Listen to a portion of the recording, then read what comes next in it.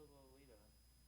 Oh, no, I don't, I just go to Eureka, Crescent City. Yeah. Okay. It's further south. We're All right. 30 miles south of Eureka. Oh, I'll honk it the next time. Well, you too, we'll hear you. Kevin, Maybe. okay, don't act scared then when I do it for you. Okay, I know. Terrified.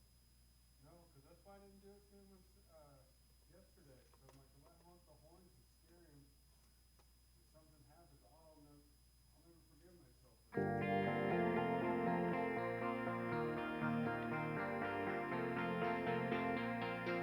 You're calling me over.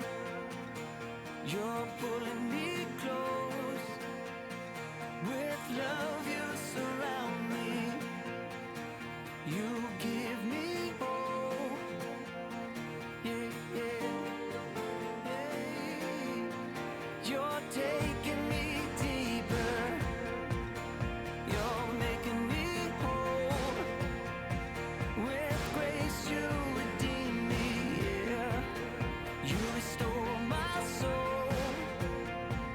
Now I'm made new because of you. Yeah, you hold my head up. You remind me who I am. You hold my head up. I'm alive in you again. I'm made new. I'm made new. You're making me stronger. You're healing my heart. With your hands you hold me in. You set me apart. Now I'm made new because of you.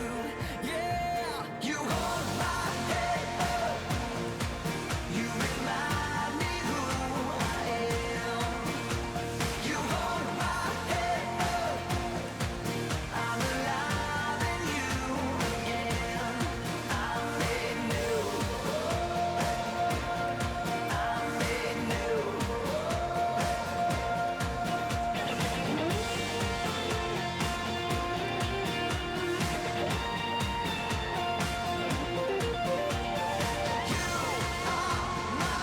Salvation, I will not fear the world. You're the strength of my life. I won't fear. You are my salvation. I will not fear the world. You're the strength of my life. I won't fear. You hold my head. You hold my head. You remind me who I am. You hold my head. I'm alive in you again. I'm made new. I'm made new. You hold my head. You hold my head.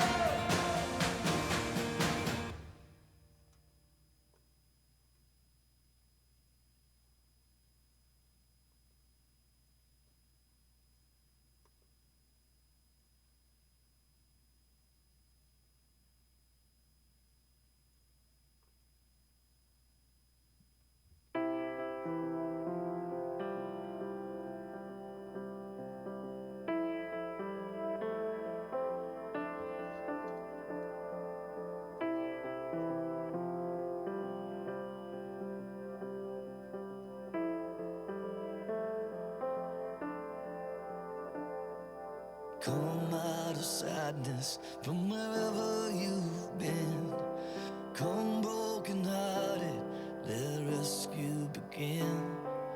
Come find your mercy, oh sinner, come kneel. Earth has no sorrow that heaven can't heal. Earth has no sorrow that heaven can't heal. So lay down your burdens, lay down your shame. Oh, I'm broken. Lift up your face. Oh, wanderer, come home. You're not too far. So lay down your hurt, lay down your heart, come as you are.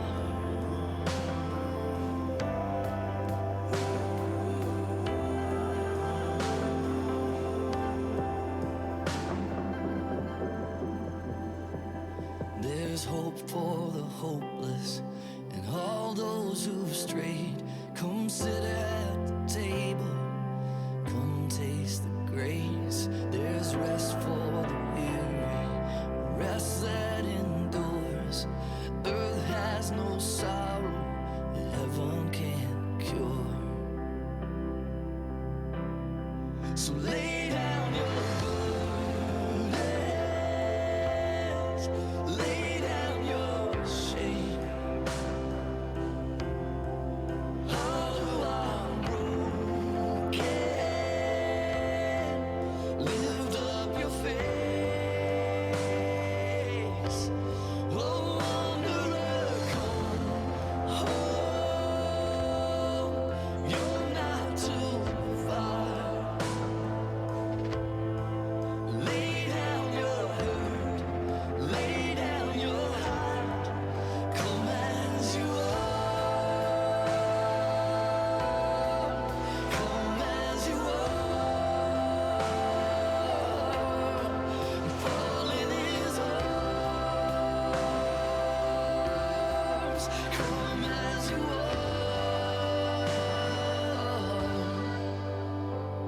There's joy for the morning. Oh, sinner, be still. Earth has no sorrow that heaven can't heal. Earth has no sorrow that heaven can't heal.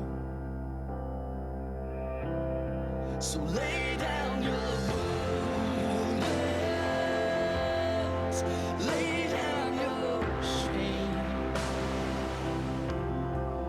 Oh, I'm broken. Lift up your face. Oh, wanderer, come home. You're not too far. So lay down your hurt, lay down your heart. Come as you are.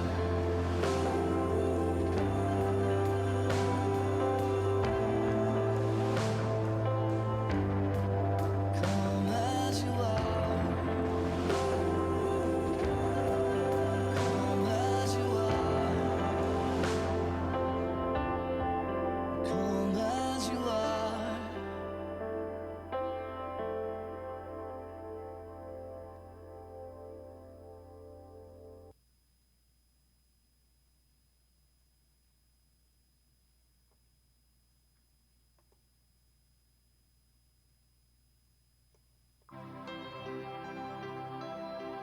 This is a picture of a scene that is going to take place someday in heaven at the throne of God. You see, you can't change your past, but you can determine your destiny by deciding for Christ. And when you do that, Christ changes your past. He wipes out all the sins of the past. If you gotta start somewhere, why not here? If you gotta start sometime, why not now? If we gotta start somewhere, I say here. If we gotta start sometime, I say now. Choose you this day, not tomorrow, this day, whom you're going to serve. And many of you are going to have to decide tonight, what is the number one priority in your life? All the way through the Bible, choices, choices, choices, choices. Tonight's the night for the sinners and the saints to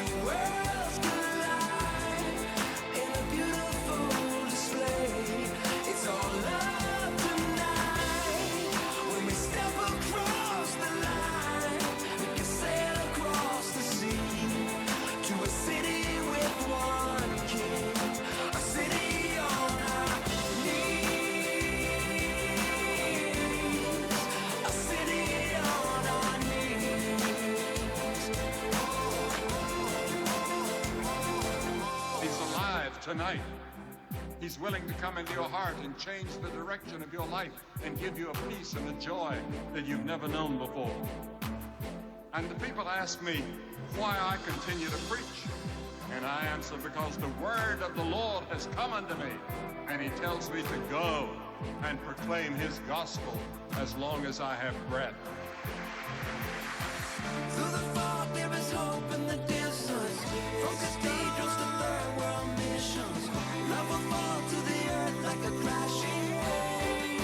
Tonight's the night for the sinners and the saints.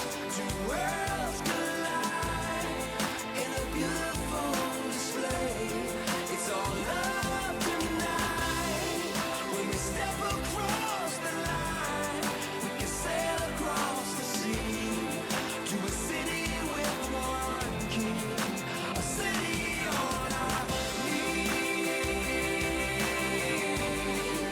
a city on our knees.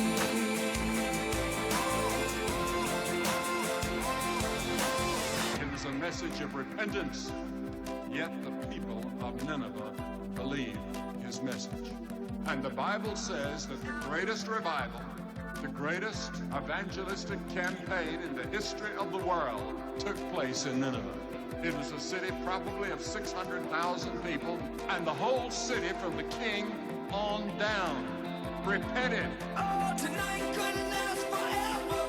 We are one choice from together. You And God had mercy upon not only the king, but all the people, and all the people were saved. That could happen here. Tonight's the night for the sinners and the saints. Two worlds collide in a glorious display. 'Cause it's so love tonight. When we step across the line, we can sail across the sea to a city with one king, a city on our knees. There's somebody here worthy. He is the Lion. The root of David hath prevailed. To receive a new heart from him, I ask you to come tonight.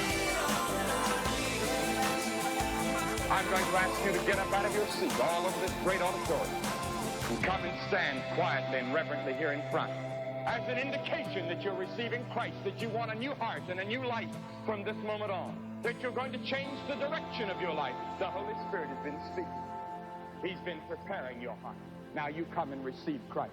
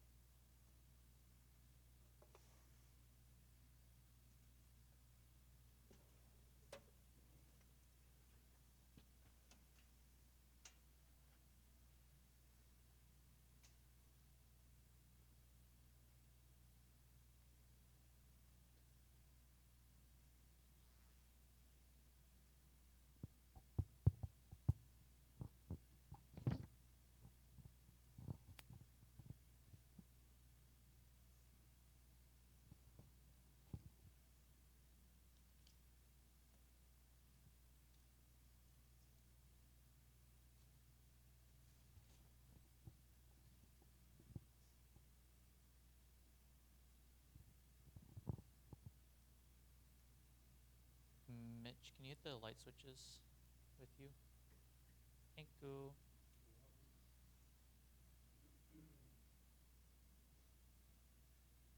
Norma, can you open us in prayer, please?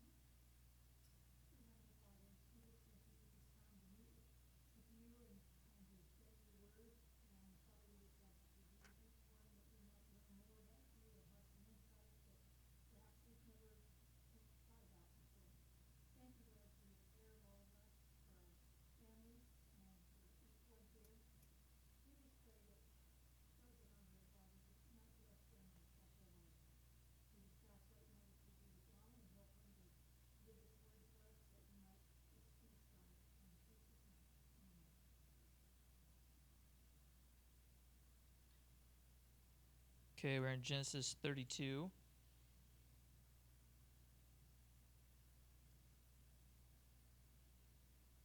Okay, normal, I'm going to read through this, and then we have some questions to go over, anything else that pops in mind.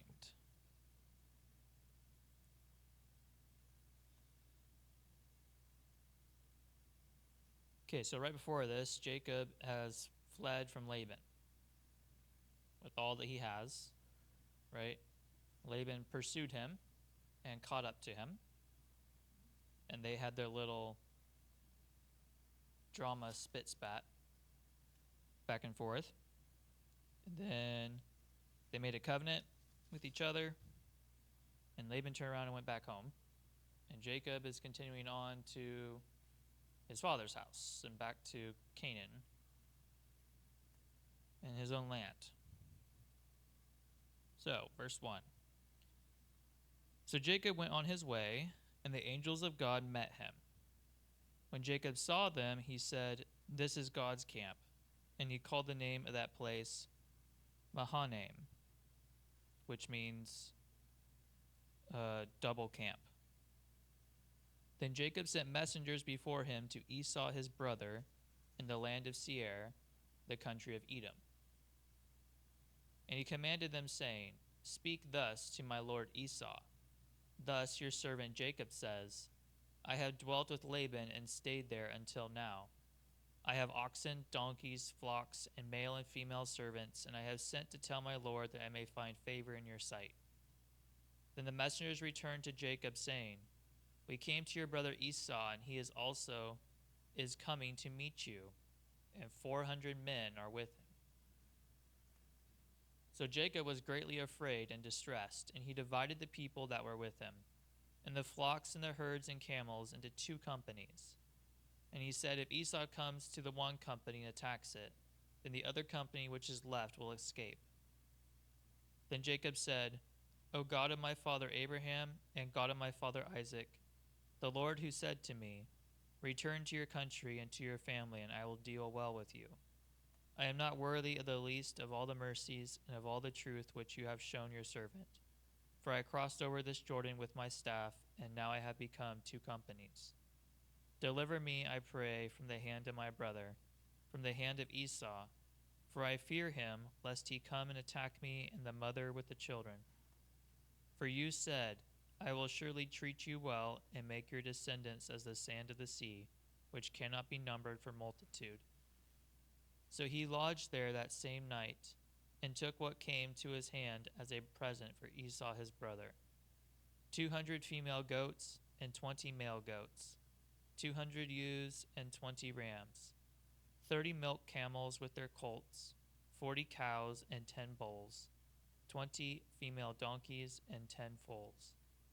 Then he delivered them to the hand of his servants, every drove by itself, and said to his servants, "Pass over before me and put some distance between successive droves." And he commanded the first one, saying, "When Esau my brother meets you and asks you, saying, 'To whom do you belong, and where are you going? Whose are these in front of you?' Then you shall say, 'They are your servant Jacob's. It is a present sent to my lord Esau, and behold, he also is behind us.'" So he commanded the second, the third, and all who followed the drove, saying, "In this manner you shall speak to Esau when you find him, and also say, Behold, your servant Jacob is behind us. For he said, I will appease him with the present that goes before me, and afterward I will see his face. Perhaps he will accept me." So the present went on over before him, but he himself lodged that night in the camp.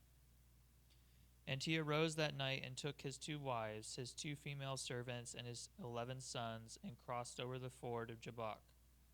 He took them, sent them over the brook, and sent over what he had.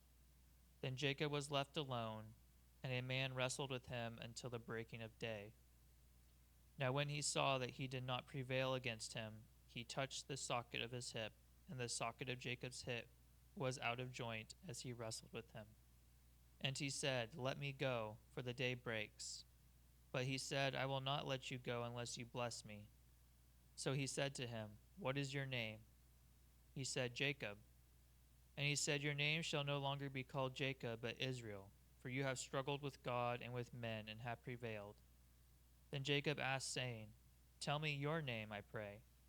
And he said, "Why is it that you ask about my name?" And he blessed him there. So Jacob called the name of the place Peniel, for I have seen God face to face, and my life is preserved. Just as he crossed over Penuel, the sun rose on him, and he limped on his hip. Therefore to this day the children of Israel do not eat the muscle that shrank, which is on the hip socket, because he touched the socket of Jacob's hip and the muscle that shrank.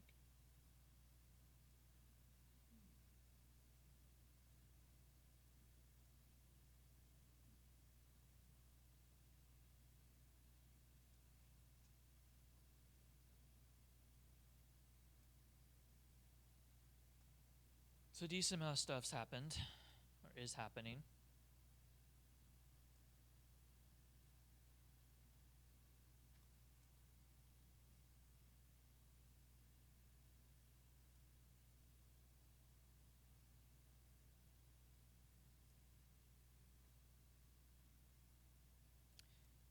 Okay, question number 1. Why was Jacob trying to appease Esau?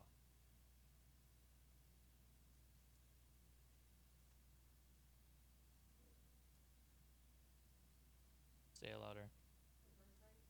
His birthright. Okay, so this is from when they were kids. Relative kids, young adults. Okay. So what about the birthright? Okay, he stole from Esau, so is Esau happy with him? Probably not. Now it's been quite a few years, right? Have they met with each other yet? No. So he really just doesn't know what Esau's take on the matter is. Is he still hopping mad? Is he waiting for revenge? Has he cooled off? Does he care anymore? So forth, right?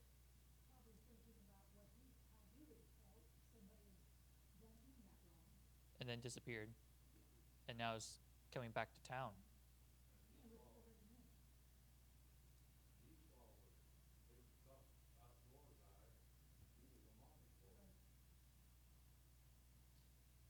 Yeah, he's the king with a standing army to protect him, and Esau's the big general that's going to war.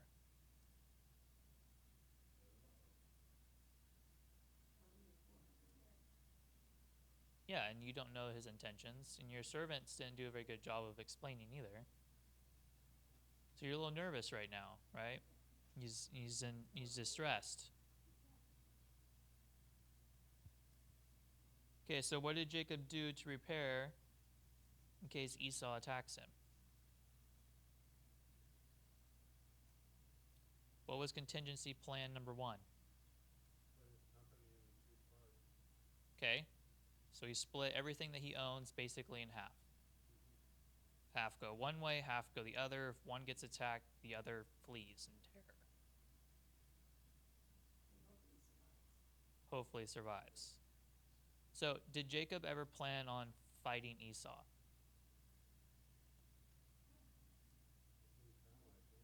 No. Okay. He's never been a fighter. Alternatively, he has a lot of servants with him.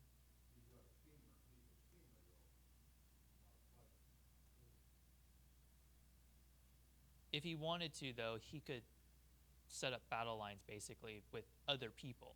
He just wouldn't be doing it, right? That's what I mean. He's the guy in the back where he sends everyone else, "You're going and fighting my battles for me," right? Where Esau would actually be the one on the front lines because he is that hunter warrior, and Jacob is not. But Jacob isn't. Now maybe this is fear, right? He is greatly afraid and distressed, but he's not setting up any plans to fight Esau. He's basically, planning to run if need be, if he's attacked.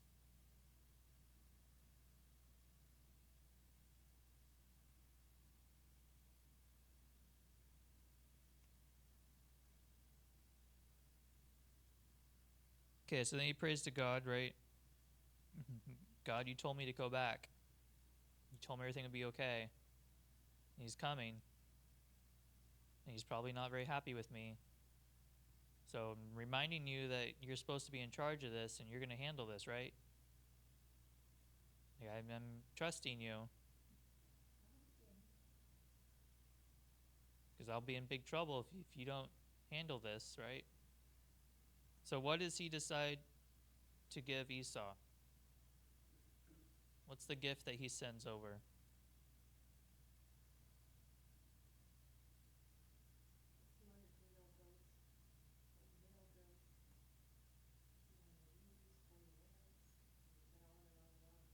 Yes, there's a lot of different animals. Enough to, right, he's not just sending males only or females only, like it's enough to keep the population going.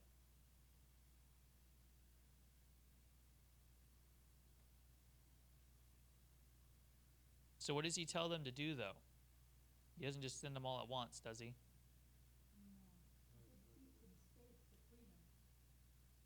Spread them out.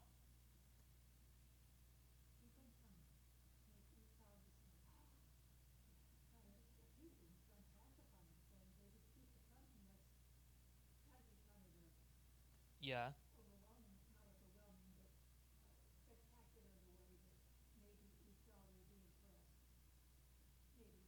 Okay. I also see this as him buying time. If he doesn't like the first one, right, or something happens and he doesn't care. You know, back then they're very violent sometimes. I can just picture if he just takes the whole first batch and just kills the servants. The second batch, the word's gonna get back really quick. It's not working, right? If they all show up at once with Jacob there, there's no chance of any other options, right? Going back what Grandpa said, he's a schemer. He's planned a lot of this out, right? Contingency plans on contingency plans. What is he gonna do if things go south, right? He's planning for that eventuality.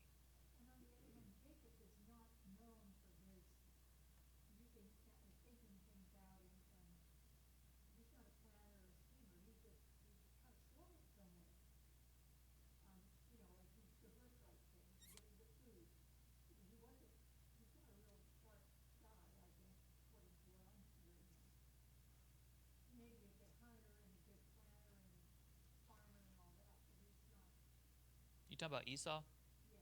Yeah. Okay. Well, they just care about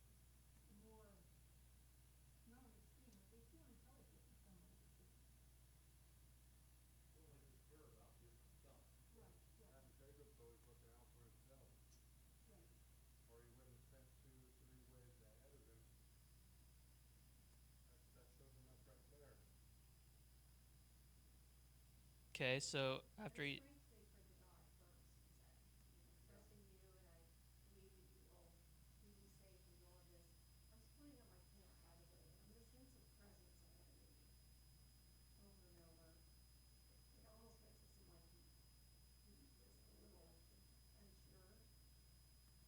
Okay. So then question then, right? If you ask, and this gets tricky, right? Well, I'm asking everybody. But it's a tricky thought process a little bit. And I wouldn't say there's a right or wrong answer, right? So don't, it's a trick question without anything bad. But what's the challenge when you ask God for something and then you wait for an answer without doing anything about it? What's your expectations? You waiting for the answer that long, you got doubt. Because if you trust in God, you would have just went out there instead of dragging your feet, said he's going to protect you. Okay, different or elaborating question. Okay, example, right? You need a job. You're praying for a job, but you don't do anything about it. What's your expectations? This is more of a like what's a right and wrong mentality here, right? And I'm not saying one is right or is wrong. Different people have different viewpoints on this. Well, if you're not gonna do anything about it, you've already set yourself up for failure. So you also have to do your part in my eyes. Okay. So that's viewpoint number one, Okay? right? The other viewpoint is And then go to interviews, maybe not get the job after job after job, but then God's plan is a different plan. okay. He doesn't have that job in mind. Okay, that's still more on viewpoint number one, right? Because you're trying, you're doing actions, you're praying to God for a job while you're actively looking for a job, right? That's underneath viewpoint number one. Viewpoint number two then is you're just praying for a job and waiting for it to land in your lap, right? Both cases happen. So, and this is coming back to where we're somewhat criticizing Jacob for praying to God for help, and then he goes and seems to be sending all this other stuff to save his hide potentially. But that's kind of viewpoint number one, though, right? You're asking God, and then you're also doing your part to appease your brother, and not just sitting there and waiting for your brother to show up, hoping God is going to change his heart. But did you get an invitation from God to do any of this, to provide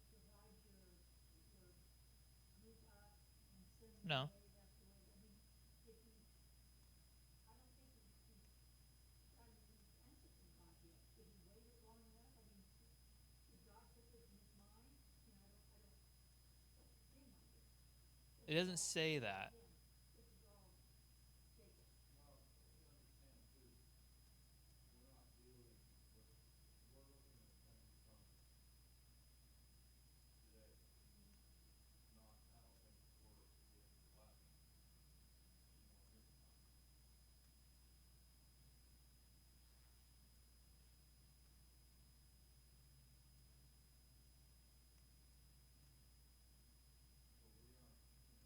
not considering the importance of the same thing that he's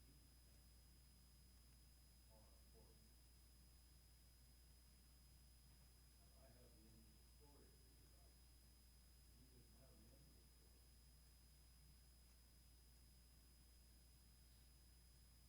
I guess my 2 points here is one, don't careful how much we criticize Jacob's actions for what he's doing, right? Two, from his viewpoint, Esau's the hunter. He's not in the tents, so animals matter to him. That's where he's going to contain most of his wealth, right? Jacob didn't send over precious metals or jewelry or anything like that, right? He sent over animals that he would consider is what Esau would want.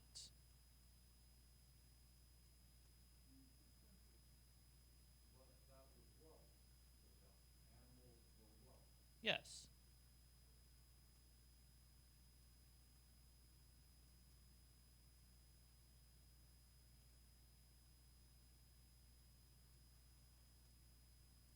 Okay, after he sent over all the animals, then what did he do?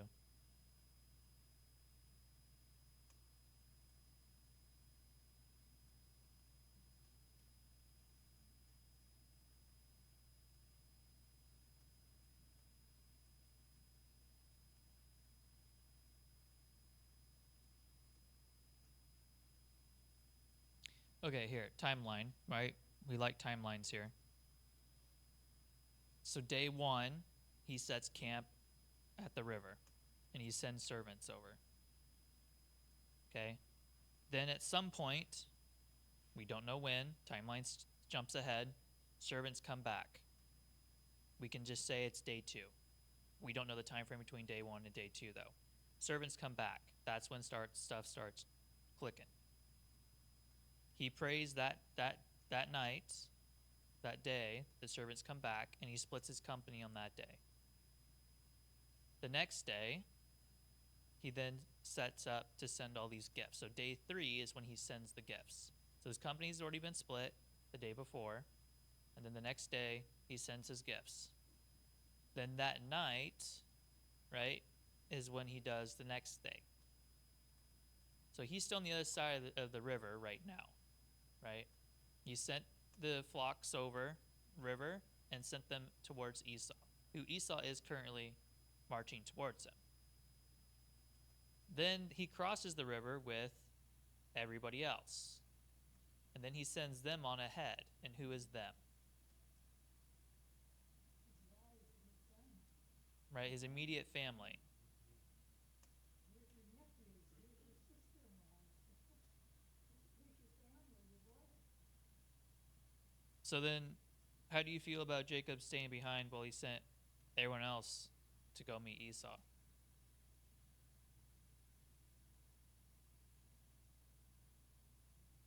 My question is, what did God think about that? Because look what happened with Jacob and God. I'm not too sure God was, I don't get that whole thing really, unless was God really unhappy with Jacob? Was this some kind of a test?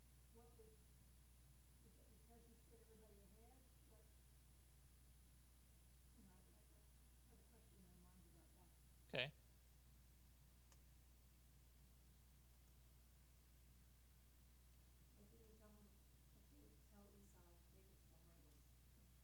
Yes. You know what this reminds me of? Billy Goat Gruff. Right? Smallest one goes across first. Don't eat me, Big Brother's coming. Next one goes across the bridge. Don't eat me, Big Brother's coming. Except this case is smaller brother, and Jacob's all that's left at some point, right? But he sends everyone else in front of him on these waves, hoping that the idea that he's still coming, he's coming behind him. You know, if he is mad, he won't take it out on the ones in front, and their cute faces and animals will tide off his anger. Well, the messengers came back at 1:20 and servants came back at 1:20, so he didn't tell all of them. Oh, in the beginning? Yeah.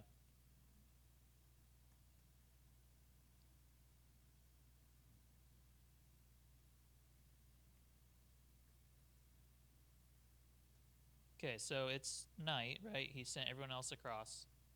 He's left alone. And then who wrestled with Jacob?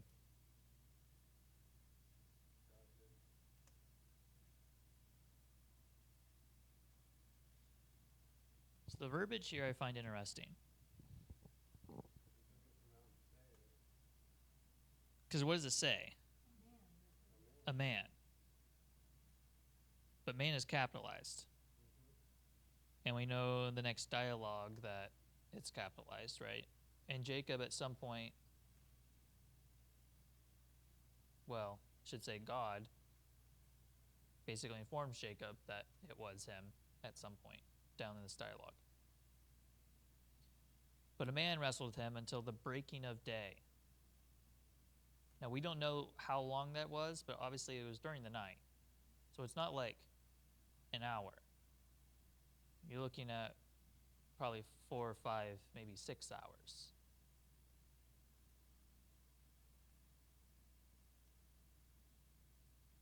So next question here is, it's not really a question, it's more like a statement. Jacob really hasn't done physical hard labor in his life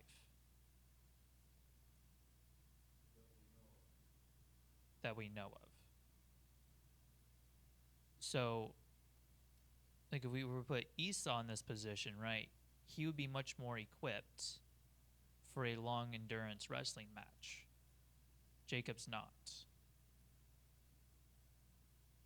So how much willpower did Jacob have to prove to have in this situation? Alternatively, right? You asked this question of if God was upset with them. Right below this in the dialogue, you have struggled with God and with men. You have to think of this as a physical representation of Jacob wrestling almost with himself in his mind about what to do with Esau. Because that's really what he's been doing mentally. Right? He's afraid, he's distressed, he's trying to figure out how to get out of this situation. Worry is going off the charts, fear is off the charts. There's a thing about physical exertion that brings your mind back to basics.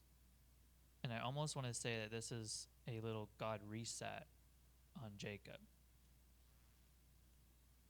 Because in the very beginning of this chapter, right, when he first prays to God, he's like, you told me to go, and I went. And you said everything would be okay. And I don't know if it will be or not. Right? Like, it's been established that God told him to go, and God would take care of things. I mean, Jacob says that himself. And so here, he's done all of this stuff. I'm trusting you, God, but yet, just in case you don't follow through, I'll help you out. Or I'll help myself out, really, right? So to me, this is a lot of way God's like reset your brain, take the worry away, right? I'm giving you something now to worry about, to think about. He's going to be really tired in the morning.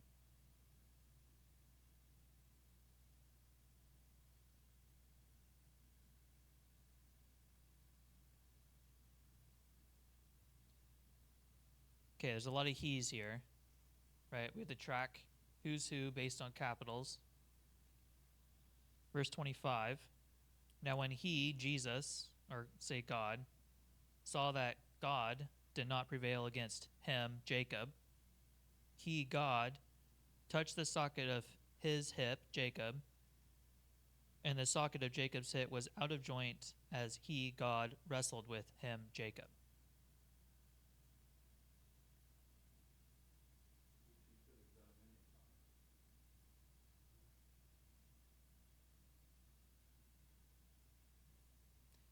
Okay, so it's not a conundrum, but kind of. It almost makes it sound like, they're both almost in a pickle. Like, God's not winning the battle against Jacob, a man, to the point where, if you want to say plays dirty, right, he put Jacob's hip out of commission.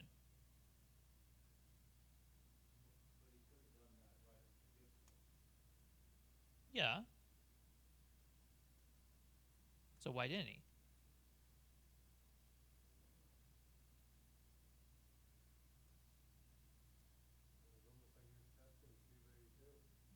Okay.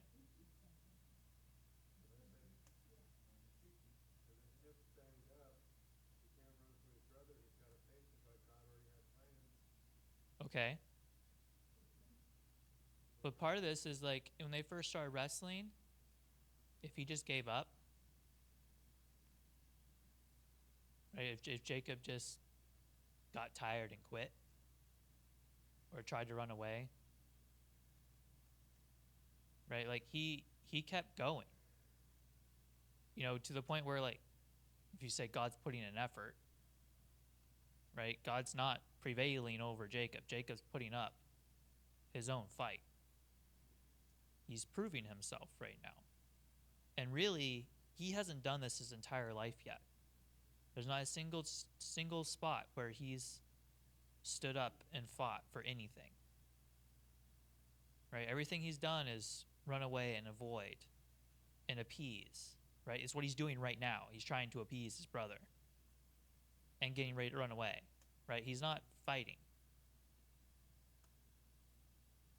So God's, again, he's resetting this mindset. right? He's changing how he thinks. He's giving him some nudges in different directions.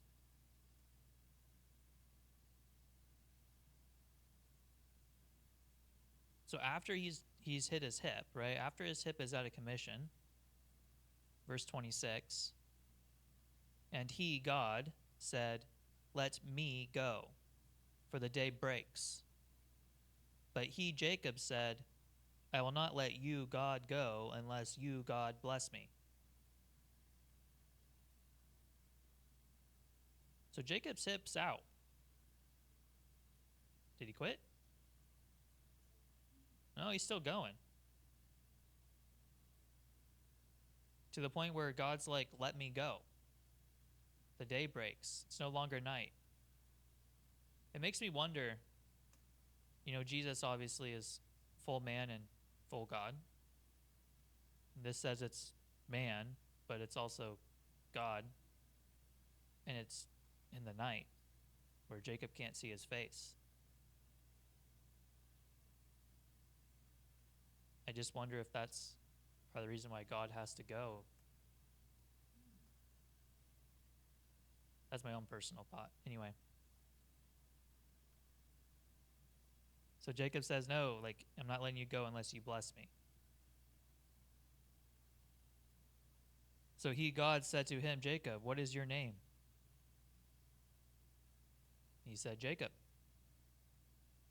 Because, God didn't know that. And he, God, said, "Your name shall no longer be called Jacob, but Israel." Okay, Israel means prince with God.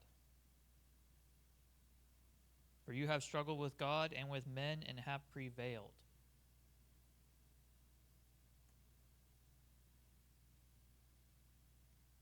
You've shown your worth now. You've shown your willpower. You've shown you care. You're not just going to be a coward and a schemer your entire life. See, one of the things that strikes me about this whole situation is we're only told what we need to know. Yeah. We're not told the whole conversation. We're not told about the whole night. We're just told what we need to know. And from then on, it's just curiosity Yeah. on our part. So, we don't need to know. We just need to know that God wrestled with Jacob, and God could have won at any time, but he didn't. So he tested Jacob and found Jacob faithful. I'll tell you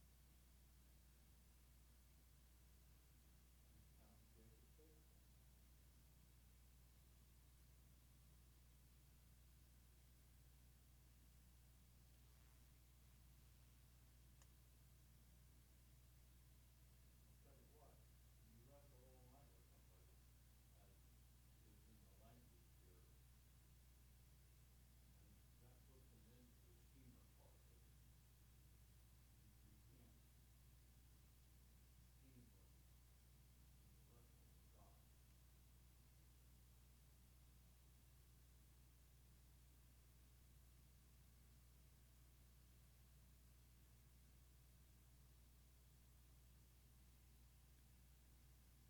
I think one of the most interesting statements so far is verse 29.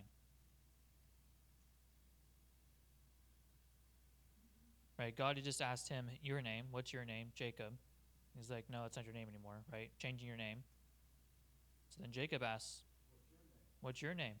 "What's your name?" "Why is it that you ask about my name?" And then he leaves the subject alone. And he blesses him. God answered him either, No? because it's blessed him rather than answered Yep. his name. And Jacob called the name of the place Peniel, which literally means face of God. For I have seen God face to face, and my life is preserved. Which also goes back to, if God needed to go when it was light out. Because we know the repercussions of seeing God face to face in a fleshly body. You die. And Jacob realizes that. He knows how close he came to losing his life. You know, he literally faced God in the dark. He still faced him and struggled with him. And yet God blessed him because he kept going. He must have proved himself some way to God's satisfaction.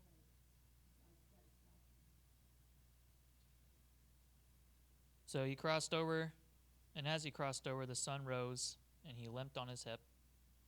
Right? So it's the next day. He sent all the people, all been gone, right? The day before and into the night.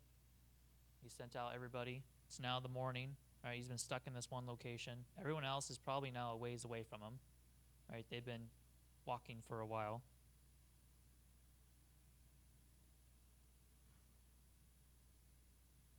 And then it just says here, you know, the children of Israel do not eat the muscle that shrank, which is on the hip socket, because of this.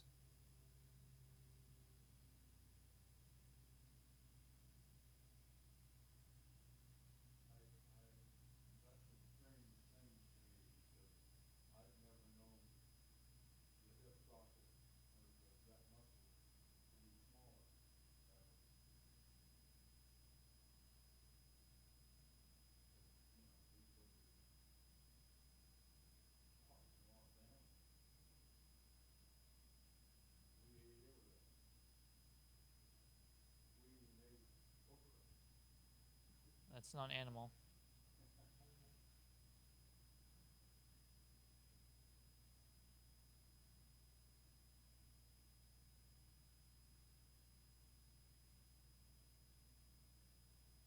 Does God want us to struggle with him in privately so he can let us in sometimes? It's okay.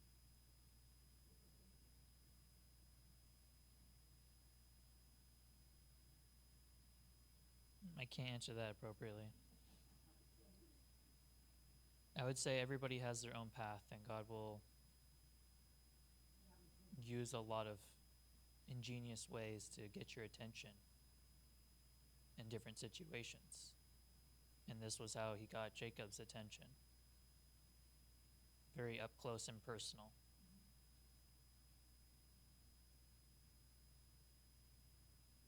Is the limp ever mentioned again about Jacob?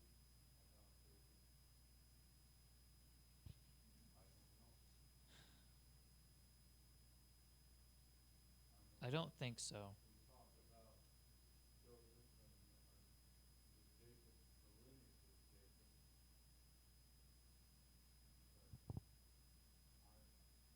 don't know that it's ever mentioned.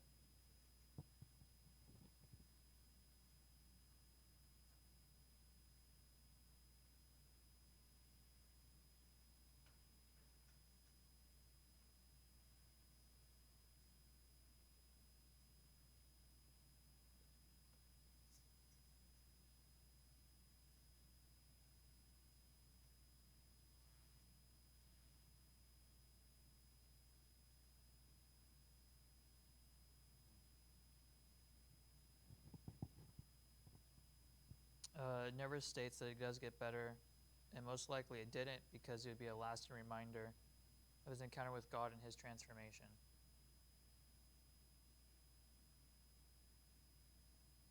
And he did always still have people working for him and doing a lot of the work. He didn't sort of have to be physical out in the field for him.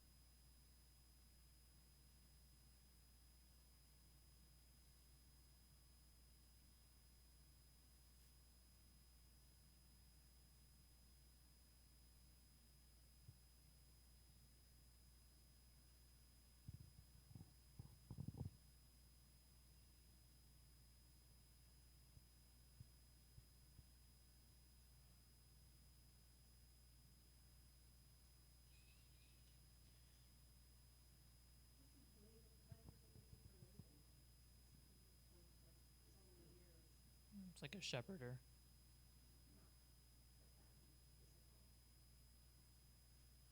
Not when you have a bunch of other people out there doing it with you and all the servants. He was just in charge. He'd be like an overseer. Laban's not gonna be out there doing it. So, all the hired hands are out there doing the work, and he's kind of in charge of them.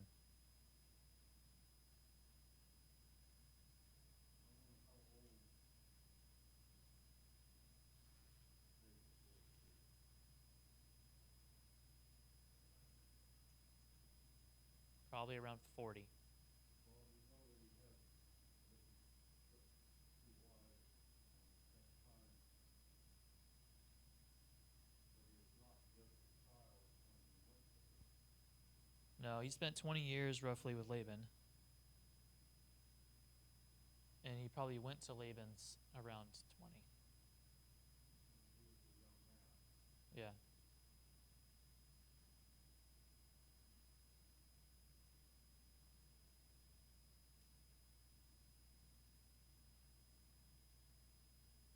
So yeah, I would say he's probably around 40.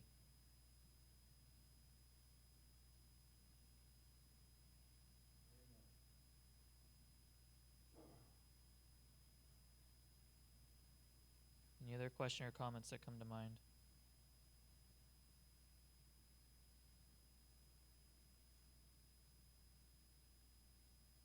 I know one thing, if I had a wrestling match with God, I don't know that I would be bragging about it.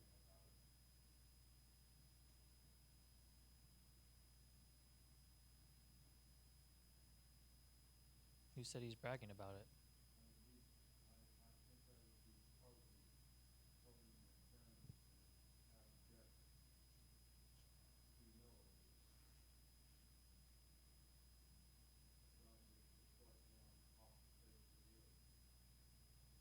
down off the face of the earth.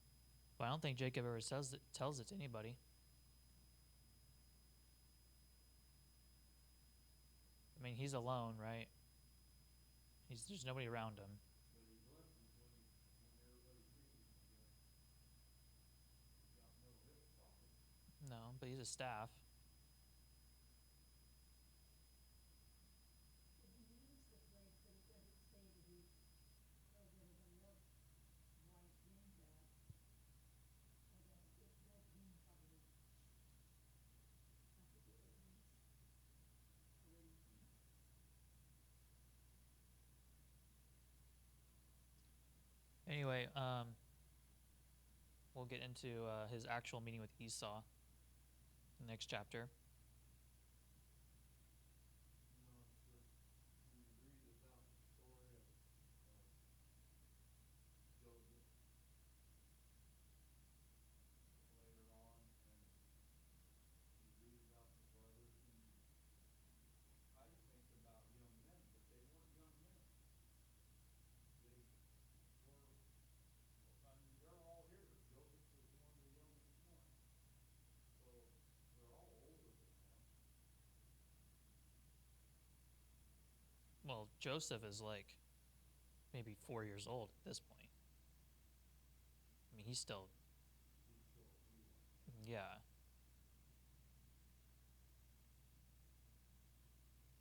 I mean, the eldest is 15, maybe 16. No, he'd be less than that. He'd be 12, maybe 11.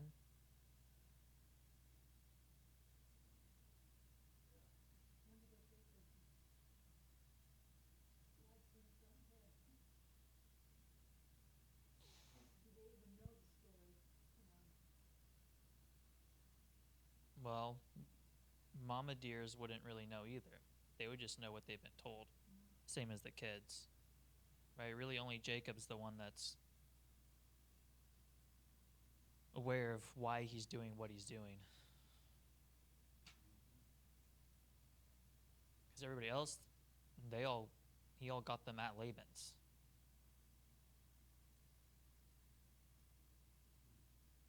I mean, it doesn't say, but he might have taken a couple of servants or whatever from his father's camp when he went to Laban, but it's not like he took all of these people. They're not aware of I mean, they would have heard probably stories or he would have said something, but they didn't live it. Like, they wouldn't know what's actually taking place and the emotions behind stuff. It would have been just a story for them. Understanding the fear, it wouldn't be with them.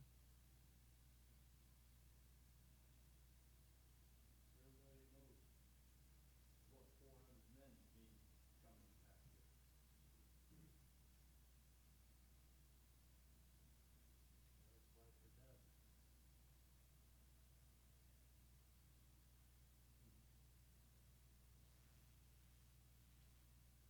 Isaac is still alive, right? Is Becca still alive? Yep. But they're not here.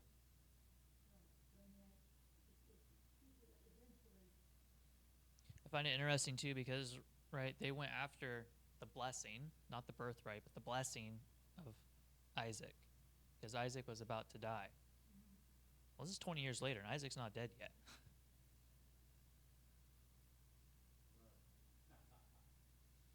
But his about to die isn't quite about to die yet. It's coming up, but when he first gave that blessing, it wasn't. Anyways, that's to come. Grandpa, can you close us in prayer, please?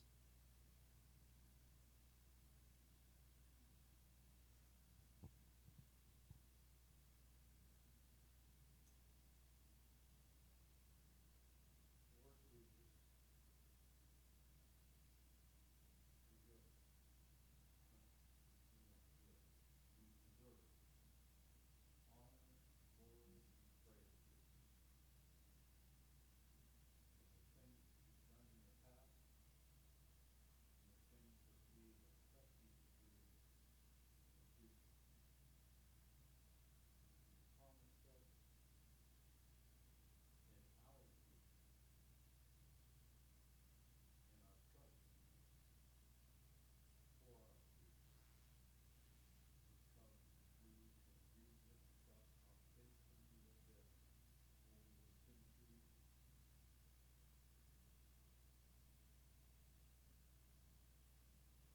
faithful than I would have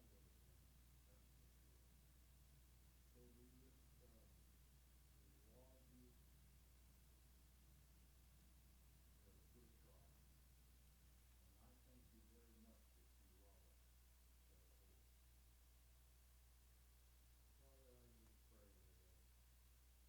And I thank you very much that you love us as a whole. Father, I just pray that as we live each day for you and with you, that we would make you proud of us also. Father, let each one of us, through the help of the Holy Spirit, just determine in our hearts that we will live for you and that we'll be Jacob, left among the ladders, good as them. Father, just an awesome reminder to us. I thank you for Ronald.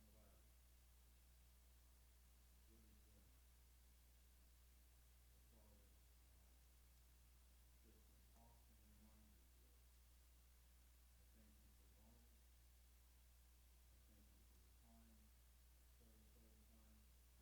for coolers that Mitch turned on. And I thank you for him opening up the door. In Jesus' name, amen. Amen. Be the pastor and bring them home safely. Amen. So 2 weeks. 2 weeks we'll be back. We have chances to be free.